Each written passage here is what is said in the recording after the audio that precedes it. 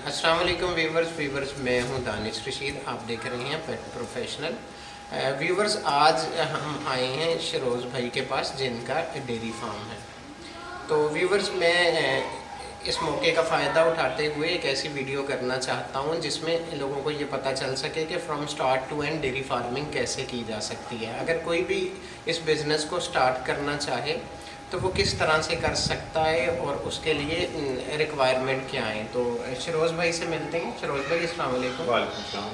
अच्छा शरोज़ भाई, अब आप हमें ब्रीफ करें कि अगर कोई बिज़नेस स्टार्ट करना चाहे तो उसके प्री रिक्विजिट्स क्या हैं और किस तरह से स्टार्ट किया जा सकता है। स्टेप बाय स्टेप आप हमें गाइड दानिश भाई, करें। एक तो thank you for having me, और फिर I would like to start with right off the bat के पहले तो उसको मैं कुछ ओवर कोट नहीं करना चाहूँगा कि कल को कोई आपको कहे कि जी हम फंस गए हैं या इसने सही चीज़ बताई नहीं है, उस तरह से कि सबसे पहले जो डेयरी फार्मिंग है ना, इट इज़ अ 24/7 जॉब। ये आपने माइंड में फ्रॉम डे वन रख लेनी है।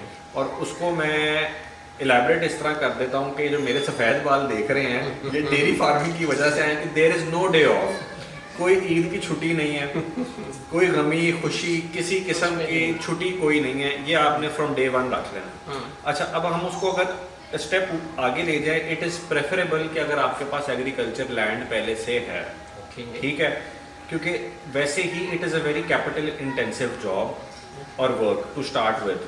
लेकिन तो वो आपको ऐड ऑन नहीं करना होगा। अगर आपके पास कोई 10-20 एकड़ जगह है तो आप उसको स्टार्ट कर सकते हैं, लेकिन आप उसको माइंड में रखें कि यू नीड अनदर आउटलेट। जिस भी शहर में आप रह रहे हैं, आपको फ़ायदा तब होगा जब आपका डेयरी फार्म और आपकी दूध की दुकान भी हो। बिल्कुल, आप अपने प्रोडक्ट को खुद मार्केट भी कर सकें, वरना आप लोगों के पीछे ही होंगे कि जी हमसे दूध ले लें, हमसे दूध ले लें, और दूध वाला आपको भगा रहा होगा और आप पीछे पीछे होंगे।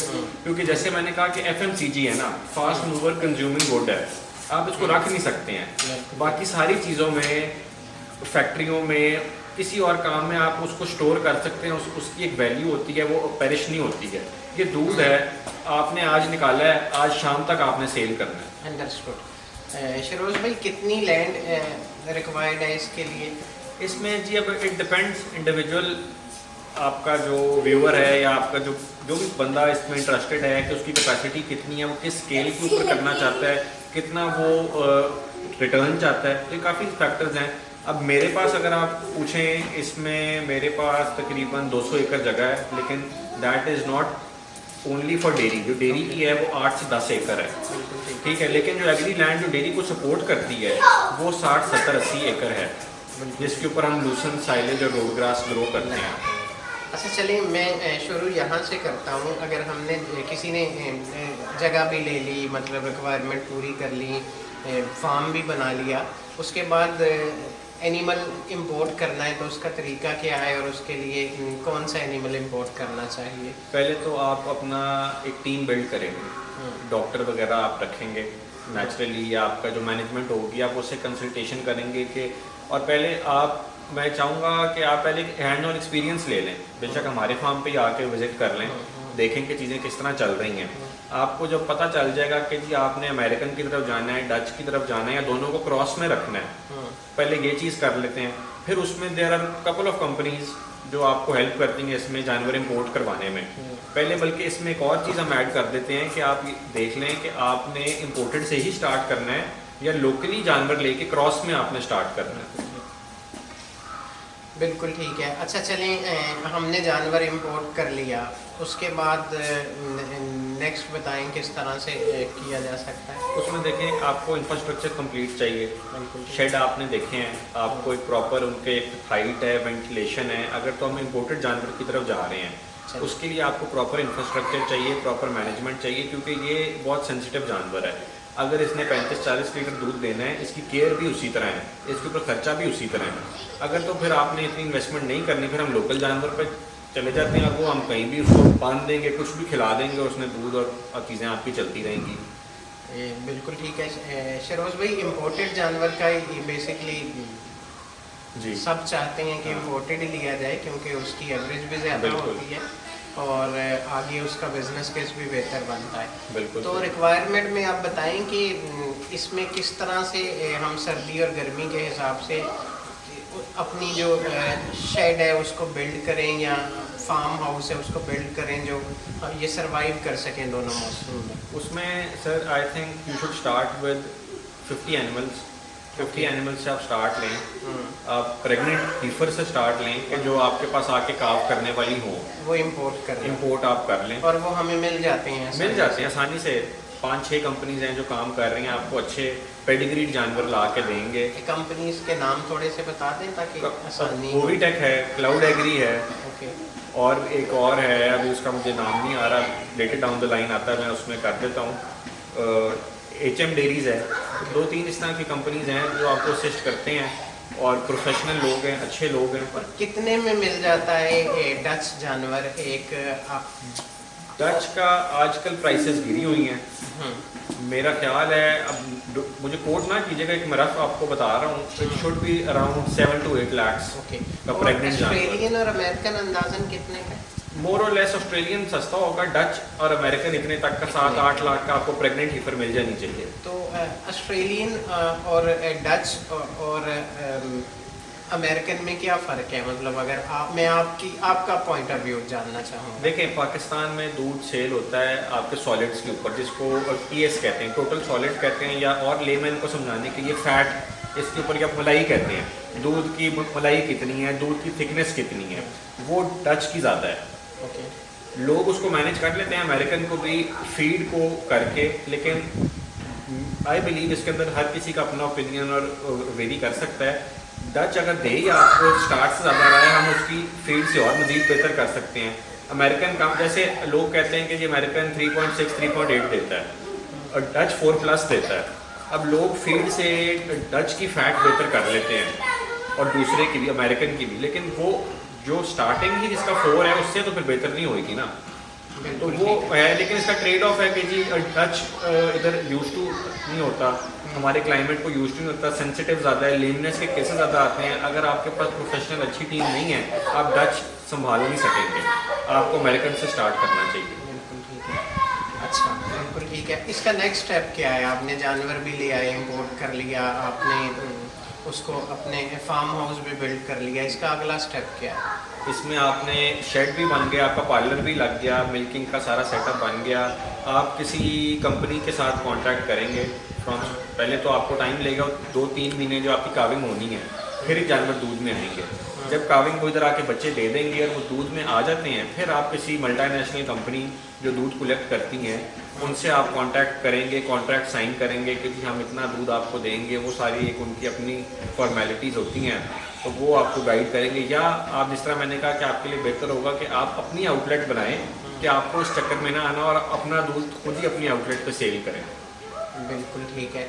अच्छा, ये प्रेफरेबली शहर से बाहर ही फार्म हाउस बन सकता है, डेयरी फार्म बन सकता है? इसमें आपकी बायोसिक्योरिटी काफ़ी मैटर करती है।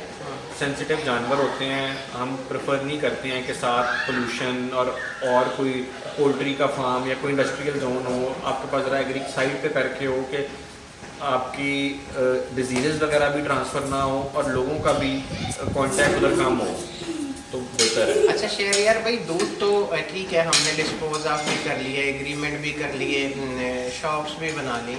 अगर हमने ब्रीडिंग की तरफ जाना हो तो उसका क्या तरीकाकार है? वो लॉन्ग टर्म गोल्स हैं आपके फार्म के।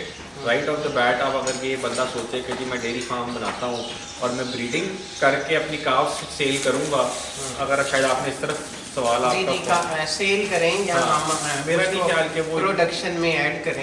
तो अपनी प्रोडक्शन में ठीक है, लेकिन अगर आपका गोल ये हो कि हम अपनी ही हीफर सेल करें, वो मार्केट में ऑलरेडी इतने वेरिएबल लोग बैठे हुए हैं, इस्टेब्लिश्ड बिजनेसेस हैं कि प्रेफर करता है जिसकी ट्रैक रिकॉर्ड हो, हिस्ट्री जिसका हो, बजाय कि जो एक नया फार्मर आया और वो आते ही उसकी तरफ चला गया है कि जी हम अपनी हीफर बेचेंगे, वो लोग उसको इतना एंटरटेन नहीं करेंगे। अच्छा, उसका क्या चलें, किसी ने ये डिसाइड कर लिया कि मुझे अपनी काउस डेवलप करनी है, तो उसका तरीका क्या है? आप सीमेंस इंपोर्ट करते हैं या कि उसके लिए आपको बुल रखने चाहिए?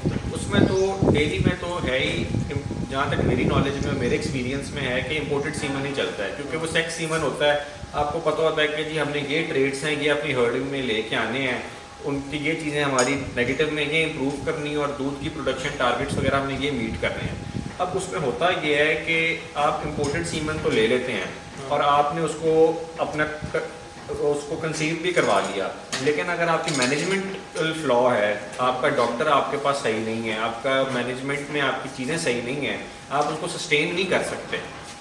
डेली जैसे मैंने कहा कि इसे 24/7 जॉब, सिर्फ ये नहीं है कि हमने रख दिया, मशीन भी नहीं है कि अगर ख़राब हो रही तो मैकेनिक बुला के सही कर लिया, उसके अंदर मोर्टेलिटीज़ भी हैं, केयर भी है, फीडिंग भी है। तो एक इंडिविजुअल सेक्टर्स हैं सारे, फ्रॉम फीडिंग टू ब्रीडिंग और आगे प्रोडक्शन, ये इंडिविजुअल सेगमेंट्स हैं जिनको इंडिविजुअल केयर चाहिए। शरोज भाई बताएं कि कोई सीमेंस के लिए कोई पाकिस्तान में कंपनीज या डिस्ट्रीब्यूशन चैनल्स हैं, किसी का नाम में आप क्लाउड एग्री से कांटेक्ट कर सकते हैं, मोवीटेक से कर सकते हैं, रिलायबल सोर्सेज हैं, बिल्कुल रिलायबल। ओके, और उसकी केयर क्या होती है जब हम सीमेंस परचेज करते हैं? आप उसकी एक तो युवास से, university of veterinary and animal sciences से उसकी कासा रिपोर्ट करवाएं। कासा रिपोर्ट में मैं 2-3 आपको इंडिकेटर्स दे देता हूँ उसकी। तो वैसे फास्ट मोर्टेलिटी चेक करें कि सीमन की उसके अंदर हेड और जिंदा सीमन कितना है, जो स्पर्म सेल्स हैं उसकी वो क्वांटिटी बताता है, और आइस उसमें स्पर्म कितना है। दूसरा, आप कोशिश करें कि जब सीमन इंपोर्ट ही हुआ है, जितनी सीमन की हैंडलिंग होगी उसमें से सीमन निकलता है, उसको डिस्ट्रीब्यूशन होती है, उतना उसकी अंदर मोर्टेलिटी ज़्यादा होती जाती है कि सीमन रिलायबिलिटी कम होती जाती है उसकी। तो कोशिश करें कि फ्रेश सीमन आप लें। और ये जो कंपनीज बताएंगे ये वैसे ही ऑल ओवर अच्छा काम कर रही हैं, उसमें ऐसा कोई इनमें एम्बिग्विटी या कोई इस तरह का केस आता नहीं है। शरोज भाई, ये जो सीमेंस मंगवाते हैं तो इनको हमारे लोकल डॉक्टर्स आराम से इंसेमिनेट कर लेते हैं? बिल्कुल बिल्कुल, वो आपके प्रोफेशनल देखें, जो आपका DVM डॉक्टर होगा, आपका VA होगा, उसकी डिग्री ही इससे रिलेटेड है। बिल्कुल ठीक तो है। वो एक्सपीरियंस बंदा होता है, उसने स्टडी ही इसमें किया और रेलेवेंट फील्ड होती है, और वो चीज़ें तो संभाल जो लेते हैं। बच्चा आता है उसकी केयर क्या है? अगर बच्चा हमने ले लिया, सारा प्रोसीजर कर लिया, उसकी क्या केयर है? आपने उसको चेक करना है, उसका बर्थ वेट चेक करना है, सारी चीज़ें उसको, अगर आजकल के मौसम में हो रहा है सर्दी वगैरह से बचाना है, फिर उसकी वैक्सीनेशन प्रोटोकॉल्स हैं, टाइमली उसकी करनी है, फीडिंग उसकी आपने देखनी है, दूध वगैरह उसको जा रहा है, काफ स्टार्टर होते हैं, बच्चा पे जितना हम उसके ऊपर इन्वेस्ट करेंगे फीड के फॉर्म में, उसी ने जाके आपको दूध भी आके देना है ना। उसकी जितनी अच्छी ग्रोथ होगी, जितनी जल्दी वो बर्थ वेट अटेन करेगा 350 kg, उतनी जल्दी वो इंसेमिनेशन के लिए तैयार होएगा। शरोज भाई, क्या कोई चांस होता है कि आप सीमेंस फीमेल का इंपोर्ट करें तो उसमें भी मेल आ जाए बच्चा? इसमें बिल्कुल ऐसे होता है, जैसे 80 to 85% चांस होता है कि जो सेक्स सीमन होता है वो आपको फीमेल देगी, जो रेस्ट है वो मेल आ सकते हैं। ओके, तो अगर मेल आ जाए तो फिर आप बुचर को डिस्पोज ऑफ कर हम देते उसको निकाल देते हैं, या कोई वैसे जिसने आगे उसको रेस करके बेचना हो या वैसे उसने पालना हो। एक और इन्फॉर्मेशन दें कि एक काफ आया है और वो मतलब बड़ा होने तक, दूध देने तक कितना टाइम लगाता है यूजुअली? उसको तकरीबन 12 से 13 महीने लग जाते हैं। हाँ जी। लेकिन ये है उसको इंसेमिनेशन में, और उसका बर्थ वेट पहला 350 kg उसका वेट हो जाए, 12 to 13 मंथ्स उसका एज हो, फिर वो इंसेमिनेट हम करेंगे, प्रेग्नेंट होएगा, फिर वो 280 to 90 डेज पे काफ करके फिर उसने दूध में आना है। बिल्कुल ठीक है। फिरोज भाई, बहुत शुक्रिया आपका, आपने टाइम दिया और व्यूअर्स को बहुत मुफीद इंफॉर्मेशन आपसे मिली। Thank you very much.